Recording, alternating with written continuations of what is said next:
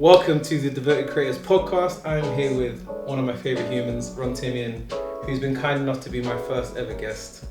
So, big you up. Oh, mate, thank you for having me. For the benefit of our audience of one, could you tell everyone a little bit about who you are and what you do? Cool. So, I'm a photographer and a filmmaker. I'm based here in London, and I shoot a mixture of content varying from social media all the way to commercial work for brands. And how did you start?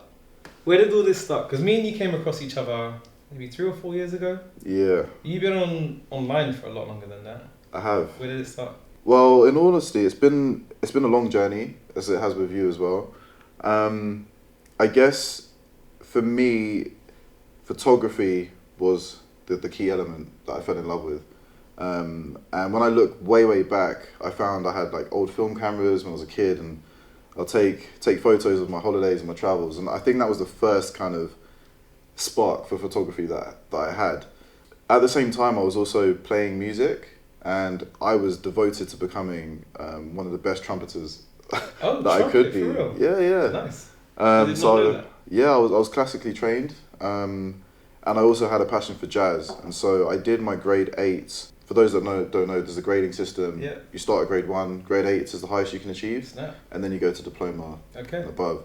So I did my grade 8 when I was around 14, 15 years old, which is pretty early. Yeah, sounds... to be at the top of your game at 8, at 15. Yeah. That's pretty good. I loved it, man. Honestly, I was doing 3 hours Where were you practice a day. This was just in school, like Okay. extracurricular stuff.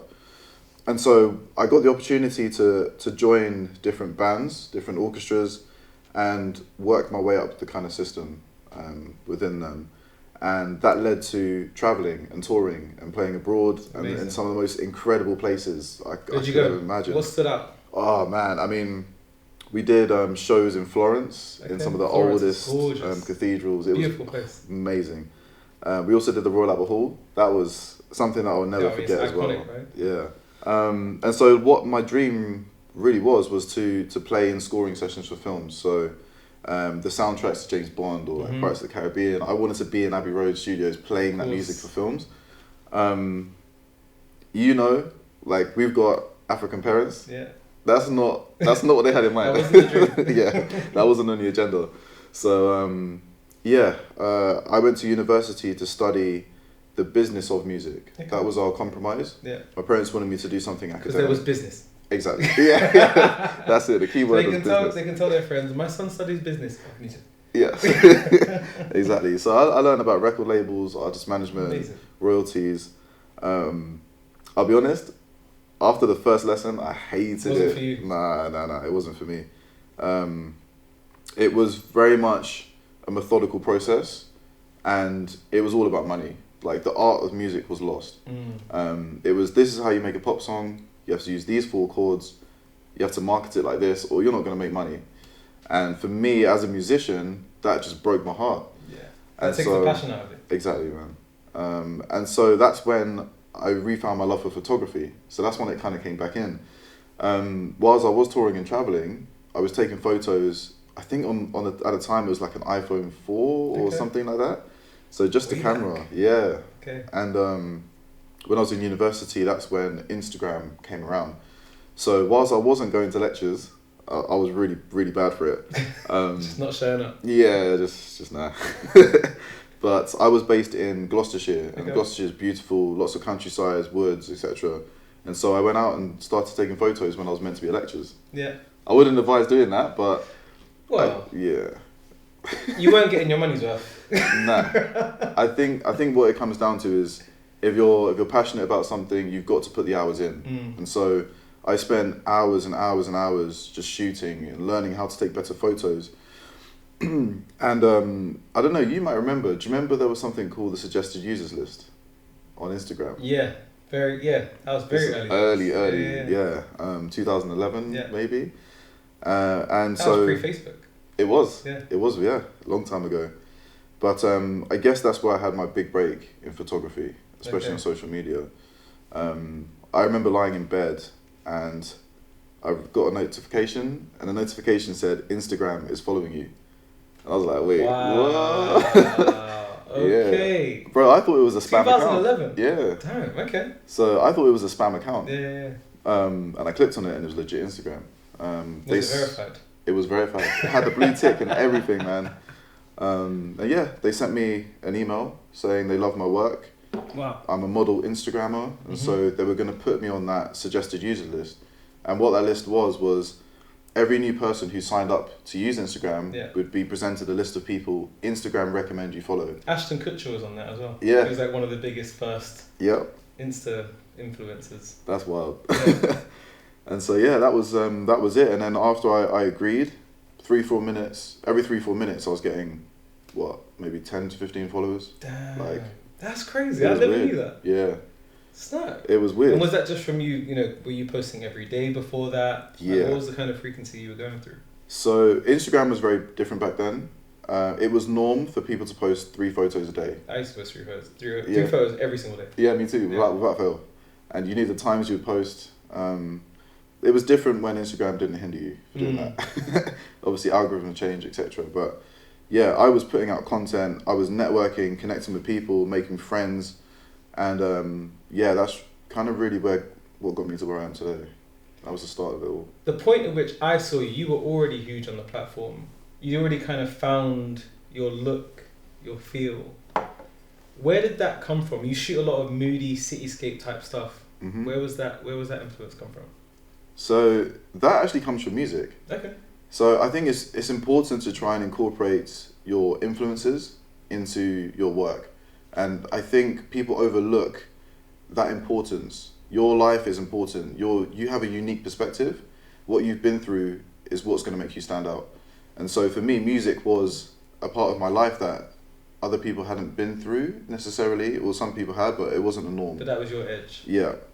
And for me, I love music. And music, for me, especially jazz, is beautiful, it's atmospheric, but it's also sad. And it evokes a whole heap of different emotions.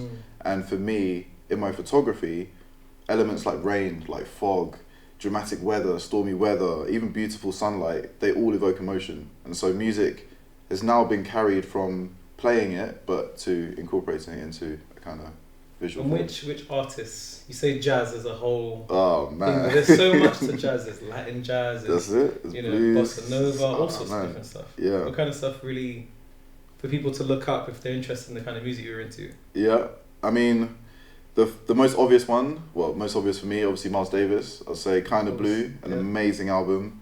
That was one I had on repeat pretty much the entire time. There's also a guy who I really, really love from New Orleans. His name is Wynton Marsalis. Okay, incredible. He's the first one. He's trumpeter. Okay. Yeah. But he's the only one to ever receive, I think it was a Grammy for both classical and jazz music. Wow. He's super talented in both, which is he's the only person. Yeah, so he's really, really cool. Yeah, there are tons of people. And when you're out shooting, do you listen to music while you're shooting? Yeah. Have you got a Ron Timehin playlist? This is something I need to work on. Yeah. I did, but for some reason I lost them all. I don't know what happened. Made a new account, but yeah, my music taste is wide. I have a whole heap of different things. There's like heavy metal in there. There's drum and bass. There's jungle. There's dubstep. There's house. anything you can imagine. Yeah. And I love taking elements of each of those and trying to incorporate them. Yeah, it's cool. That's pretty sick. I think you should definitely do a playlist. Yeah. I would fully follow those. But yeah, walking around and listening to music.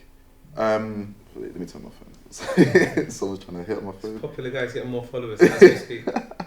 Alright, that's do not disturb. There we go. Yeah, so that's an interesting one because I get asked that quite a bit. I think when I'm just walking around generally day-to-day life, always listening to music. When I wake up in the morning, music. Go to bed at night, music. I really believe that music is the soundtrack to your life, and I just love having that in my mind. So I listen to a lot of stuff, but when I'm shooting, I don't listen to music. Okay. Weirdly enough, because I want to be engulfed in my surroundings. I want to be aware of what's going on, especially when I'm shooting street stuff. You want to hear the city. Yeah, exactly, and I want to be a part of the city. Where music comes in is when I'm editing. So I love editing, using Lightroom, Photoshop, and that's when you can really add your kind of, I guess, your visual signature to an image. Obviously, the way you shoot something is part of the flavor, but you can always add your spices as well when you're editing. So that's when music is very prominent when I'm editing. Yeah. You mentioned fog was a big element for you Mm-hmm. in visuals and when you're exploring cities. You've published a book Yeah. called Fog. London Fog. Yeah, London yeah, Fog. yeah. Should you tell us a little bit more about that? Yeah, it's so How did that wild come to even about? think that's a thing. You've got a book. Yeah, it was pretty surreal walking into Waterstones and seeing it there. I was like, damn, that's me. But oh man, it's such a humbling experience. I think, especially in an age where everything we see is pretty much digital. You see your photography in a digital format on your phone. When you have that work printed and you can feel it and it's tangible, it's a whole different feeling. And I'm just so privileged that Trope, the book publishers, reached out to me and said they wanted to make it a thing. But yeah, the London Fog series is around, I mean, it's still an ongoing project, but the book itself was around 5 or 6 years of a lot of early mornings trying to predict fog, a lot of failures, honestly. Waking up at 4 a.m, heading to Tower Bridge, and then there's no fog. How do you predict fog? It's a method. It's Okay. a method. I keep a close eye on the weather. You have to know that the humidity levels have to be in a certain percentage, so I look for that. But yeah, I've got a guide on my Instagram where I explain all of this. So Interesting. check it out. Well, make sure you check out the Instagram guide. Yeah. But yeah, it was weird. I mean, I saw another photographer actually. His name's Emmanuel Cole. Do you know E. Cole? Oh yeah. So he was the first one I really saw shoot fog in London, and I was like, damn, that's my vibe. I love it. And so I remember being on the way to my first day of work at Apple, and it was super foggy, bro. You used to work in the Apple Store. I did, yeah, Regent Street. And this was at a time where I really wanted to be a photographer, but I needed to support myself. I didn't have enough clients. But yeah, I was on the way to my first day of work, and for some reason it had to be that day, but it was super foggy. I mean, low fog, beautiful. And I carried my camera with me everywhere pretty much. So I jumped off the train and I was like, I'm gonna shoot for like 15 minutes, I'll still make it on time. Yeah. Looked at my watch, it was 2 hours later. Bro, I was late. I was late for the First day of work. You're mugging it. What was your excuse? I think I said I was ill, so it's something to do with trains. It was weak, Oh bro. wow. But the images? Amazing. What did you get? Well, the front cover of the book. For real? That was from On the that first day? ever day of shooting Amazing. fog. Yeah. Crazy. And so that became a process. Obviously, fog only comes around during a certain time of the year. Normally during like autumn, winter months. So you have to wait a year to then try and shoot it again. Yeah. So yeah, every single year since, I've just been shooting fog. And what's really nice actually is that I've had people message me in the Instagram and photography community asking how they can shoot fog as well. And I've given them tips, and now when I go out and shoot fog, I'm seeing more and more photographers there. Okay, so same kind of time of day, they know the locations now. Yeah, and even for the last one, I actually took a group of people out. There was about 6 or 7 of us, and we kind of just explored. Incredible. But yeah, it's lots of late night tests, like 3 a.m. Yep, it's on, it's happening. That is Be great. ready. So you're waking up, checking, is it going to be a good fog day? Yeah. Have you done any fog stuff in other cities? Chicago. Okay. Yeah, Chicago has amazing fog. Yeah. I love that city. Yeah, really, really cool to shoot there. But the tip is, I learned this from Chicago actually, shooting fog in Chicago. Web live cams. So there are live cams dotted all around the city that people don't really know.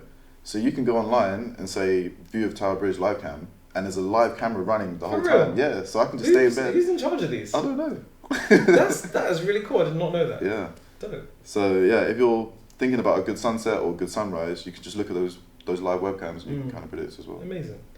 So you mentioned you were working at the Apple Store when you were, I guess, building your passion for photography, and were you thinking about going professional at that time, or was it still just fully a hobby? It was fully a hobby Okay. at that point. I mean, I guess like most people, we don't really know what our purpose is. We don't know where we're going, and we're all just kind of feeling our way. But yeah, especially during Apple, no, I tell a lie. After university, I had the Instagram feature, and I knew photography was something I really, really loved. And so that's when I bought a camera and started. I think I had like my first paid shoot when I was at university. What was it? It was just for a musician, local musician. And then the one after that was for Adidas. Oh, which wow. was weird. That's a bit of a jump. Yeah. Local musician, Adidas. Yeah. How did that happen? Instagram. So they saw the locations I'd been shooting. Yeah. and they said, hey, look, we'll give you a pair of NMDs. If you photograph them in those locations, we'll pay you. Snap. So that's when that kind of happened. So after that, I was gassed. I was like, yeah, I'm making it. Shooting for Adidas. I was shooting for Adidas. And so when I thought I'd made it, man. And so when I left university, I decided to go freelance straight away. Oh, wow. And I failed. Bro, I completely failed. What happened? What went wrong? I had no money, bro. I was broke. Oh, man. It was bad, man. But it was good that I went through that experience because... Humbling. Yeah, very humbling. I mean, I had the odd shoots here and there, but it wasn't enough to sustain me. And I think in times like that, you have to check your own ego and be like, look, I need to get a job to sustain myself so I can at least try and pursue what I really love doing. And so there was a time I was working like 3 jobs just so I could do photography.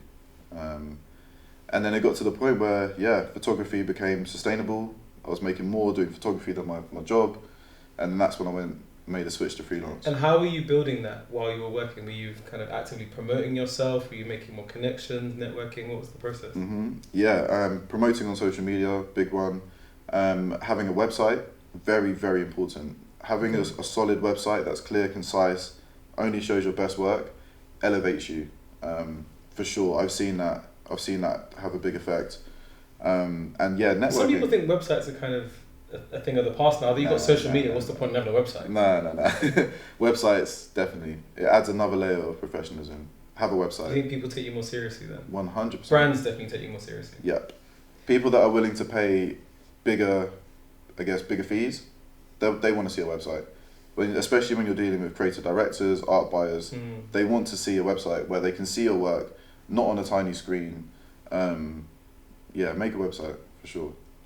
And so that point where you were able to make the switch and fully leave behind working for someone else and you could become a business as Ron Timehin, what was that? When was that moment and what was that moment? Ooh.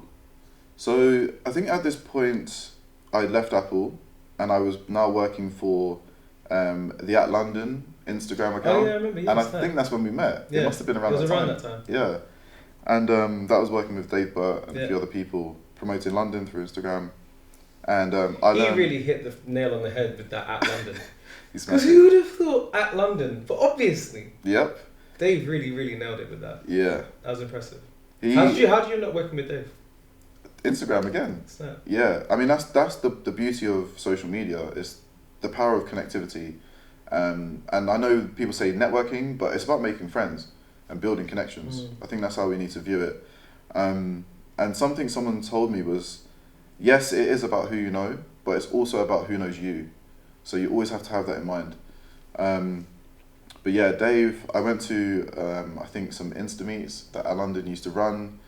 I told him I'd left Apple, and he was like, I've seen your work. You're more than capable, come work for us. And just like then, he offered me a job on the spot. And I spent a couple of years with them building up their social media accounts. But that's when I really learnt about working on sort of agency side and also influencer side and content creation side. I got a lot of information from working there. What are some of the key takeaways for you from that experience? Websites, for sure. Just the way you present yourself in meetings, knowing what to wear to what occasions.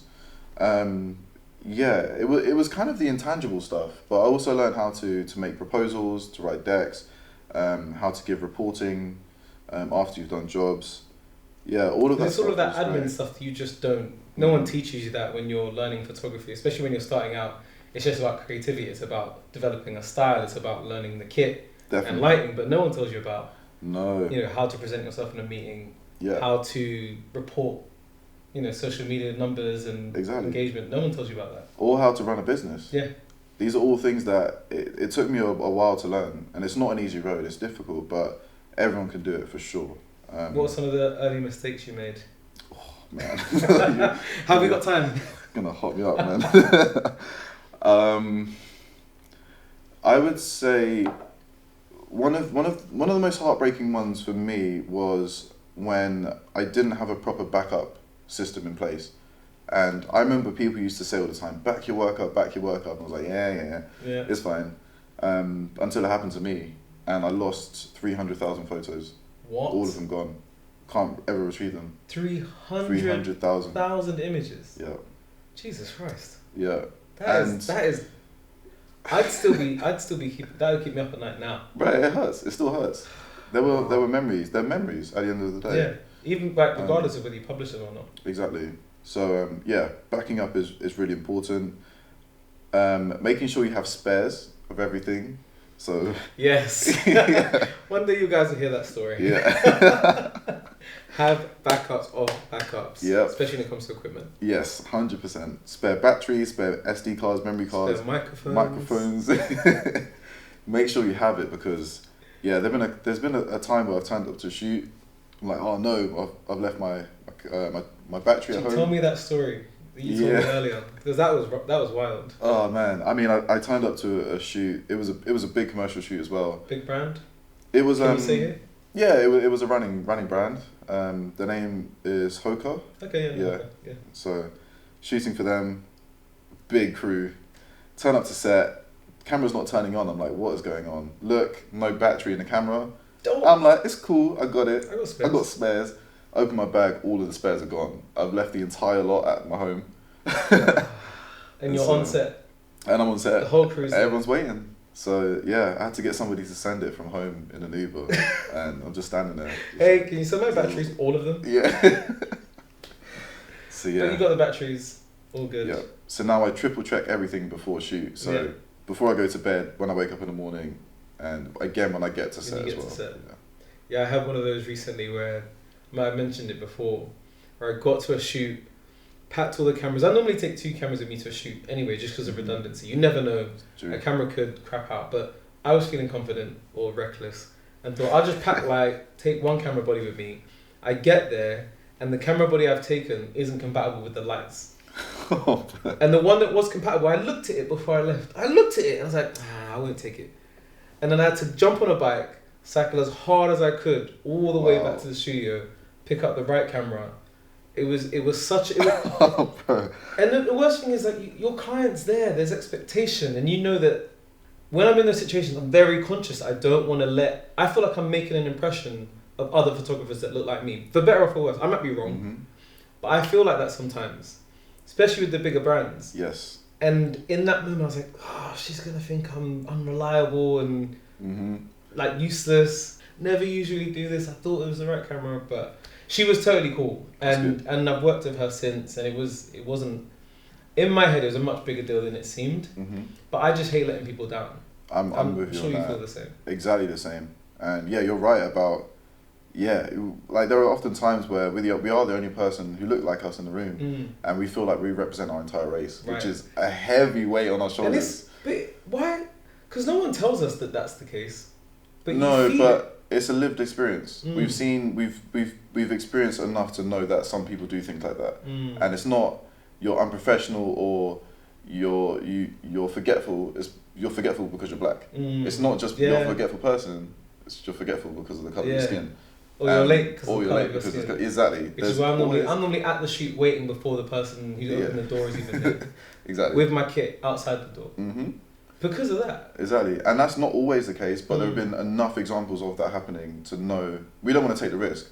So we always want to make sure we're on point, professional, so they've got nothing to say. They can't say it's because of X, Y, Z. And I don't want to hurt the opportunities for other photographers like me. Because, I mean, I've been in situations where I never even imagined I'd hear from that brand. You know, like you said, working with Adidas after a shoot with a local musician. Like you would never imagine being in that position where a big brand that you've admired your whole life is now working with you. So it is a lot of pressure. How have you navigated that pressure as you just told me just on a massive campaign with Dove? Yeah. How have you navigated that kind of pressure working with these big brands? Oh, that's a good question. Weirdly enough, I've gained confidence through how do I explain? Okay, this is the way to put it. When we turn up to a shoot or we turn up on set, we feel like we're putting on a performance, right? We're performing because we're saying we've got everything under control. Even though inside we're like, oh my god, this is scary. Stuff is going wrong. That's something I said earlier as well. Just always be prepared for something to go wrong. So it won't always go 100% your way. So just adapt to it, something's gonna go wrong. yeah, No matter what, yeah, something will go wrong. something will go wrong. But it's about how you recover. Yeah. So even when we're talking earlier about like taking L's, it's about how you bounce back. So always keep that in mind. But yeah, that performance aspect, performing and making sure that you seem confident so that the client seems confident in you to do the job. I gained that from music. Weirdly enough, again, it comes back to music because because you're used to performing. Exactly, because I'd be on stage, I'd perform in front of thousands of people. Again, I'm there, not pretending, but I'm performing as if I know exactly what I'm doing. It's all fine, but inside I'm like, my heart is just beating 100 miles an hour. But you know the notes. But I know the notes, and I've put in the preparation and the work beforehand, so I'm not winging it. I've got the knowledge there. It's just about controlling your nerves and doing what you know you can do. And you feel you deserve to be in the room? That's also very important, yeah. I think as soon as you start self-doubting yourself, I mean, what we're talking about here is imposter syndrome, really, isn't it? I struggle with that a lot. Yeah. A lot. I would say it's not a bad thing. Yeah. Rewire your brain. I know when I did that, it helped a lot because I'm guessing, like me, you're self-taught. Yeah. Yeah, we've never had any professional training in filmmaking or photography or editing or lighting. And so often when we are in these rooms with these big clients and people who have been trained, we often think, wait, do I deserve to be here? I feel like I'm a fraud sometimes. But it's not necessarily a bad thing. I think a little bit of anxiety? Yeah, a little bit of anxiety, but imposter syndrome, it helps because it keeps you on your toes. It's the same way when we're talking about performing, a little bit of nerves are good because it gets your adrenaline going and it keeps you alert. Yeah, keeps my. I feel like it keeps my senses a lot sharper because I'm waiting for the fuck up. Yeah. So I'm looking around, checking my cables. That's it. It's one of those things that you kind of, I guess, it's nervous energy, but at the same time it's exciting as well. It is. Because I feel like if you weren't nervous, it's because you don't care. Yes. And I love what I do. Or you're too comfortable or complacent. Yeah. Which in that sense you're not challenging yourself. Yeah. Because that's when your passion becomes work. You're just going through the motions, right? Exactly. So for you, what is the next step now that you've done the commercial thing? How do you take it bigger? Where are you trying to grow as an artist, as a photographer, as a commercial photographer?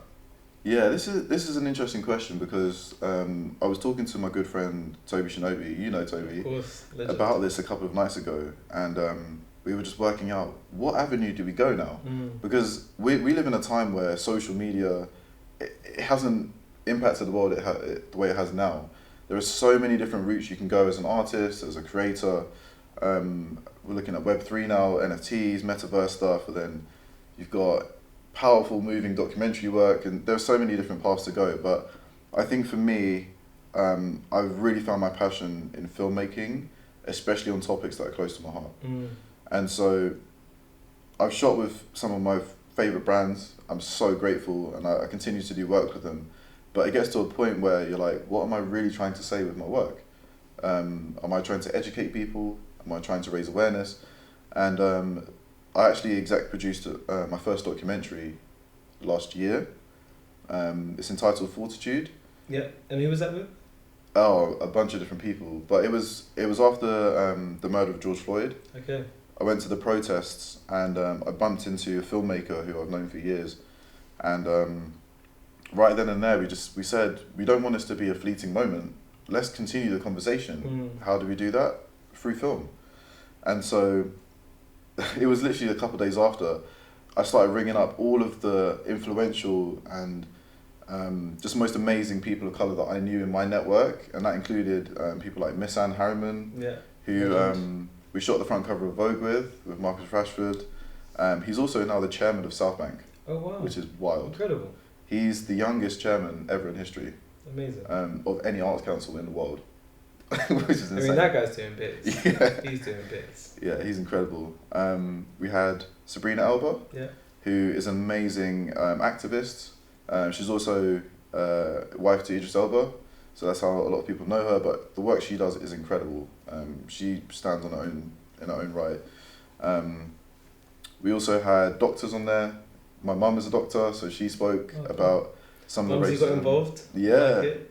that was probably the hardest interview, man. Yeah. It was tough. I'm not gonna Why? lie. Well, she spoke about racism she'd faced in the NHS, some of which I knew, some I didn't. It was when she was talking about me and my younger brother and some of the experiences growing up, that broke my heart because I didn't know. Obviously, I was there at the time as a child, but my mum protected me from it so much that I didn't realise that was what was happening. And so she would be explaining the story, and I'm like, yeah, I remember this story. And then she would really explain what happened, and then she would look at me and she would just start crying. And it just broke me, bro. I had to leave the interview. Shit. Yeah, I couldn't continue the interview. My mum was like, you need to leave as well, because she couldn't continue. Yeah, that's crazy. Yeah, it was a tough one. But how many takes did it take? I mean, we were filming for 2-3 hours. So yeah. That's heavy. And if this was like just after pandemic as well, so everyone was at a very low. Yeah, it was tough, really, really tough. But we knew it was powerful work. And what I loved about this was that we didn't partner with any brands, we didn't partner with any publications, because we knew there would be some sort of filter put on it or manipulated in some sort of way to benefit them. Some direction. Exactly. Yeah. And so everybody who worked on this did for free, and all of the money that we received was donated to the Black Curriculum Charity, which looks to educate more in schools around ethnic minorities and the work they're doing there. It's fantastic. And it was one of the best things I've ever made or been a part of. And so that really sparked a fire in me to keep creating stuff like this. And you mentioned the Dove campaign. Yeah, tell us a little bit more about that.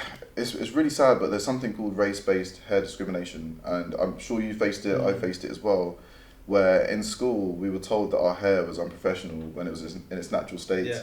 It was Afros, messy. camera, exactly. Whatever. Or you looked thuggish, you know, all of this nonsense. And there are some women who are in their 40s now who have never had a school photo taken because they've always been sent home because their hair is unprofessional. Or they've had a photo taken and they've hated it because now they've got self-resentment for their own hair because of what they've been told. So we invited them back to school.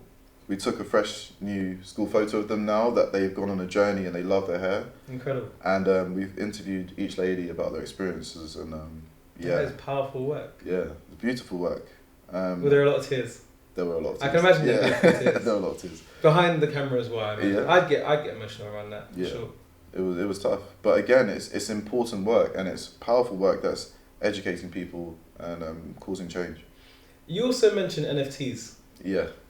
Tell me a little bit more about that, because you've been dabbling. You've actually sold a couple of NFTs sold as a well. couple You've of been making NFTs. some money off NFTs. I'm trying. Tell us a little bit more.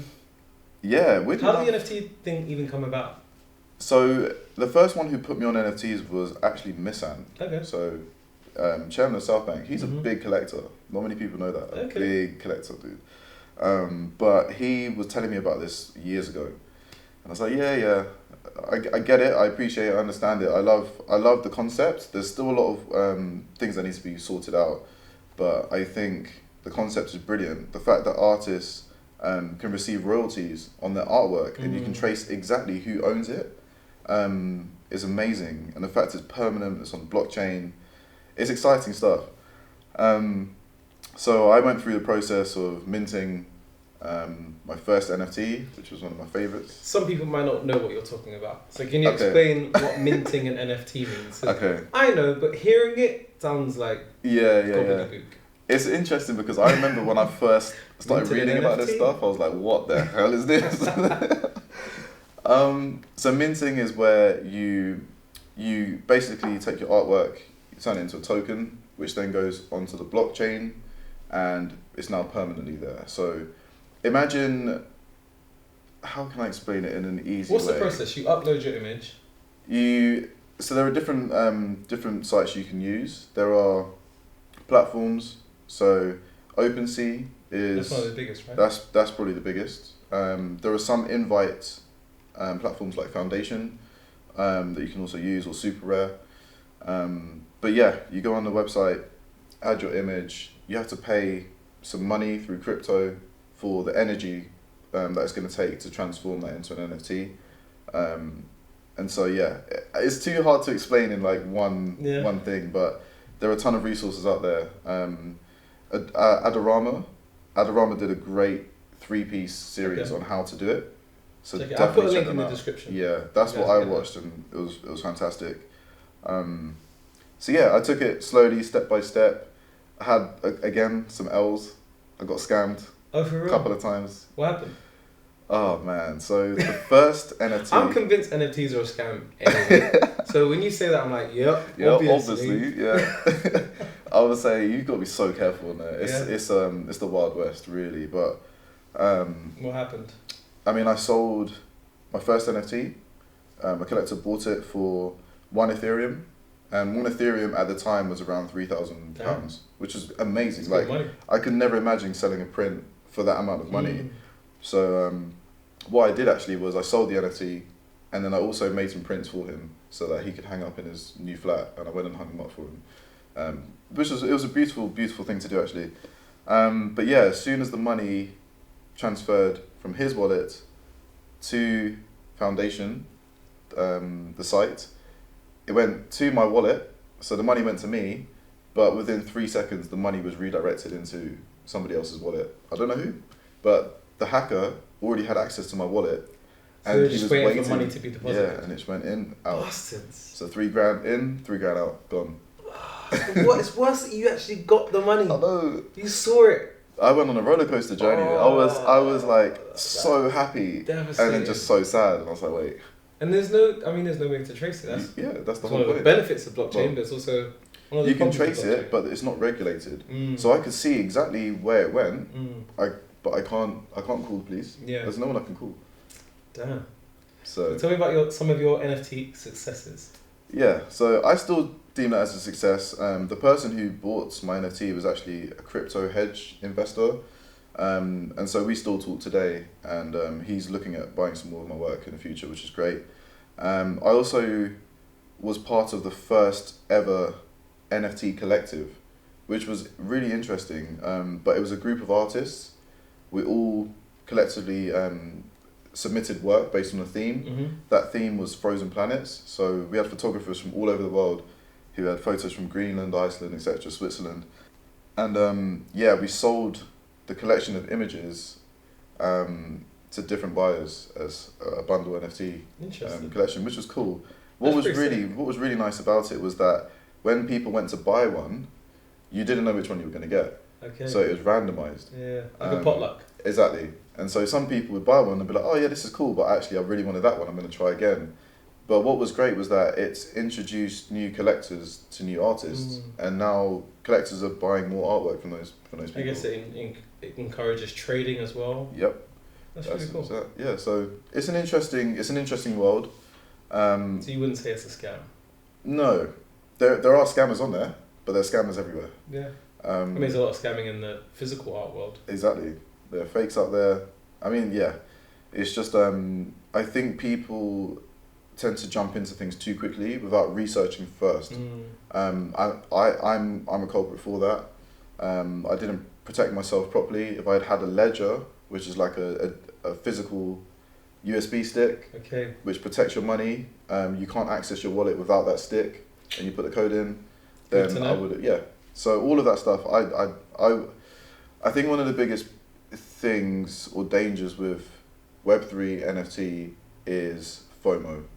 If you feel like you're missing out, don't rush towards it, because that's when you'll get scammed. Yeah. Take your time, be patient, and you'll be safe. So I think you do see a lot of people, especially in the NFT space, just jumping on bandwagons. So someone says this particular artist is hot, or this particular, what's like the Bored Ape company? Yeah, Bored Ape. This is all hot. Yeah. You'll see a footballer post about it, and then suddenly people are throwing their life savings at something they know nothing about.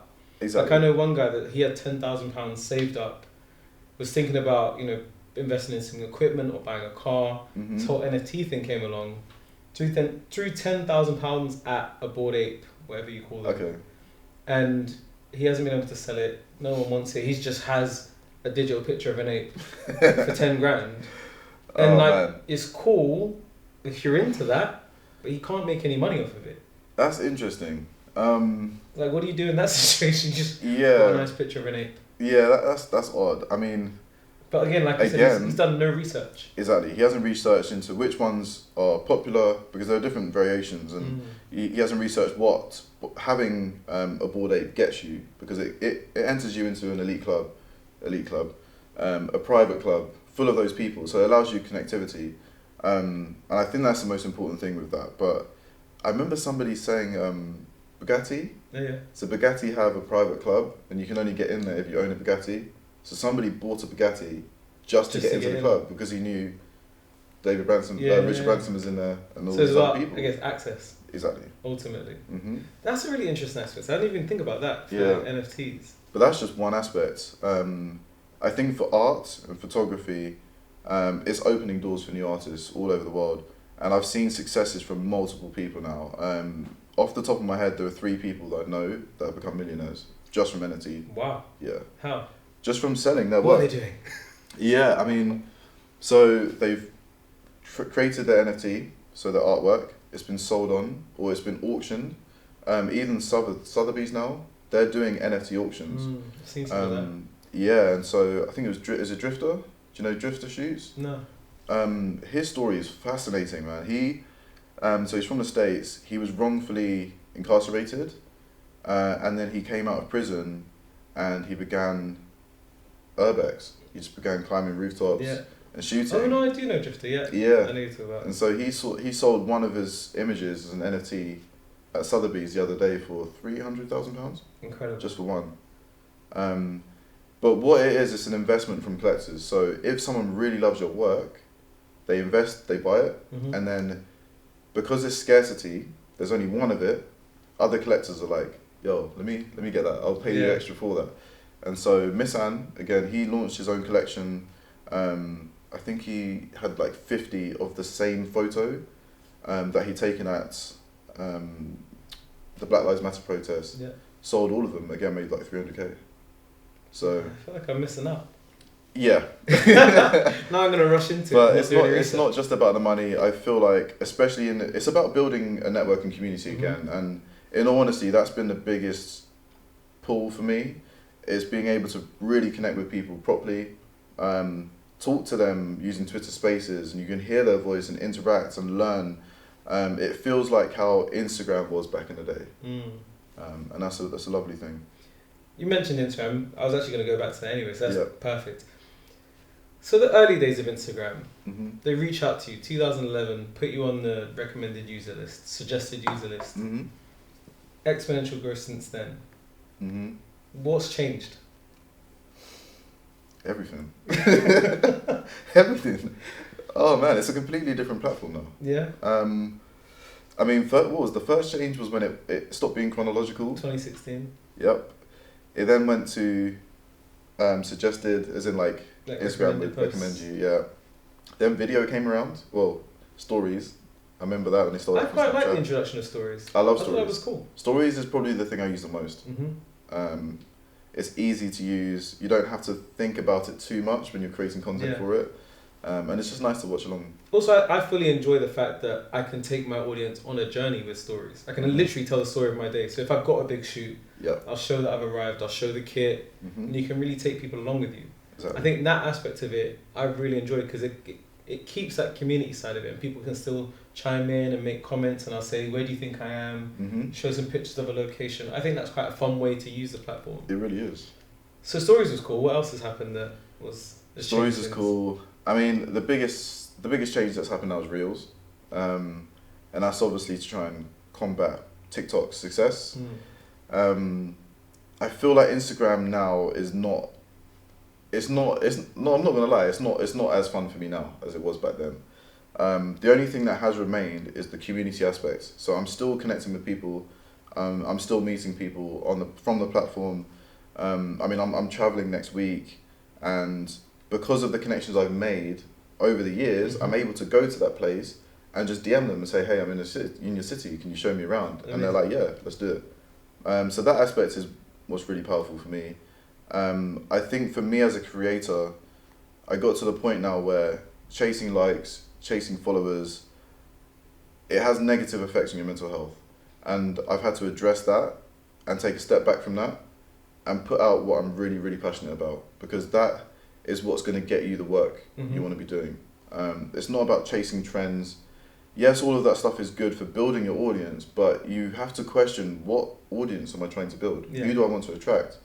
And I guess if you're chasing a trend, you're not being yourself on the No. platform, which I think goes back to what you said in the beginning of this conversation, where you were talking about drawing on your inspiration as a musician Mm-hmm. to feed how you, I guess, to create images that spoke to what you saw visually Mm-hmm. with that musical influence. If you're chasing trends, you can't do that. No. You can't be yourself. Exactly. You're just trying to be a mix of what the platform says is cool. Exactly. I mean, we all know that you're meant to be using trending songs on your reels and stuff. I'm like, some of these songs are trash. Yeah. I wouldn't use that. I don't want my visuals attached to my that. beautiful visuals with this nonsense. No. Yeah. But I think the introduction of video, I would have thought that would appeal to you because yes, you like making videos. yes. So why is that not It translating? does. So I do like making videos, but I think I like making long form videos. I think this is where I've struggled with reels, but it's very difficult to tell a story within 60 or 90 seconds. Especially when there's so much noise out there. I find that the reels that do best on my platform are very, very simple. Very simple, easy to understand, click to watch, people can rewatch them. But for me, I love being able to create something that's a bit more passionate, a bit more meaningful, and that will really encapsulate you, where sound is important, your visuals are important, where, I mean, how is it, 60%, maybe even more of people watch videos on their phone without any sound. And that's not the type of work I'm trying to create for. Well, I mean, music has no impact Yeah. in that scenario. Yeah. So are you finding yourself using YouTube more, or what other platforms are you kind of shifting towards? I watch a lot of YouTube. Yeah. I'm not gonna lie. I don't put stuff out on YouTube. I'm surprised, given that you're saying I know, man. it's long form video stuff. That's what you're into. Well, the projects I do end up on YouTube. Yeah. I do have a page, but I'm not Actively uploading. Okay. Yeah. There's stuff on Vimeo. We've got stuff on streaming platforms, but yeah, I mean, look, it's not to knock anyone who is finding their voice using Reels. It's an amazing tool.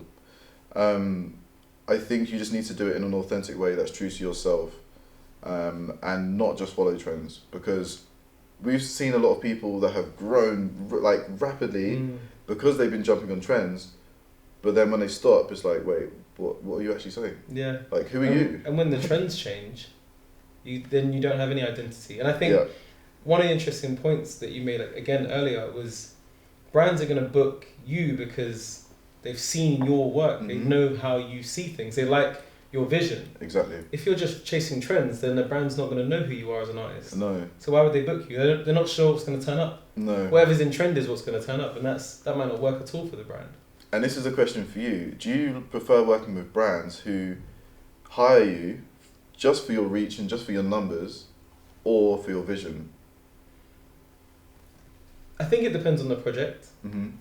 When it comes to something that I have a lot of control over, then yeah, I want them to already know coming in what I like visually, because the work that I like to create has to be something exciting for me. I don't want to make something that's just, it's by the numbers, it's cool, it's slickly edited. Anyone can do that. I feel like you could just replace me with any videographer then, if that's the case. I want it to be something that not only I could do, but I feel like I bring something unique to. And if you're just making a video for the numbers, then who cares? Yeah.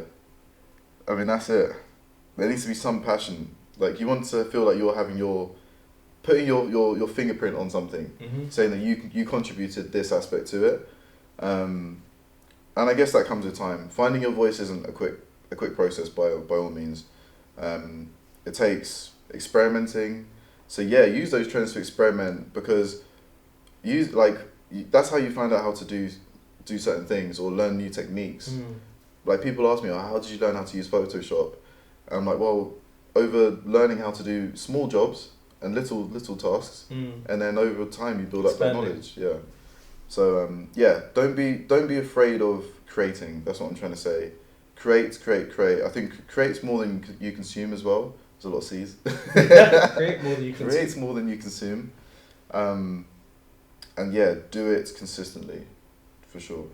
Do you see yourself in the future moving into more cinematic stuff, into feature or documentary feature?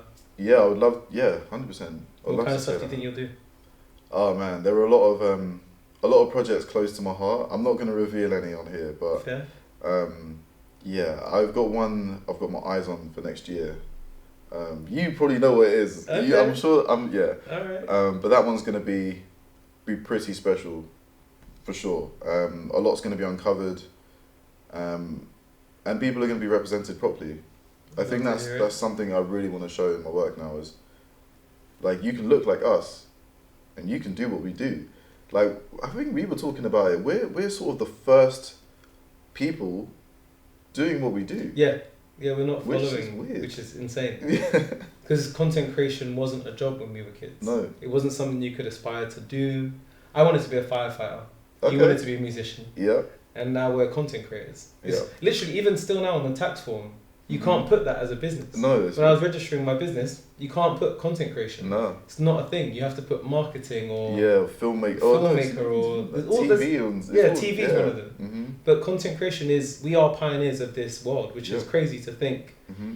But 50 years from now, this will just be a normal job. Yep. If there are still jobs, maybe we'll be sitting in our houses and computers will be doing it all. I don't know. Oh man. But hopefully not. Yes. But it is nice to be at the forefront of something, and I think there's excitement that comes with that, but also it's a bit scary because there isn't really a path. No. Actually, we're kind of finding our feet. We're carving it out. Yeah. But that's it. We're taking all the information we can and trying to use that to create a life that we can better ourselves and other people. So yeah, who knows, man? Who knows? Awesome. Well, for the benefit of everyone else, tell people where they can find your work.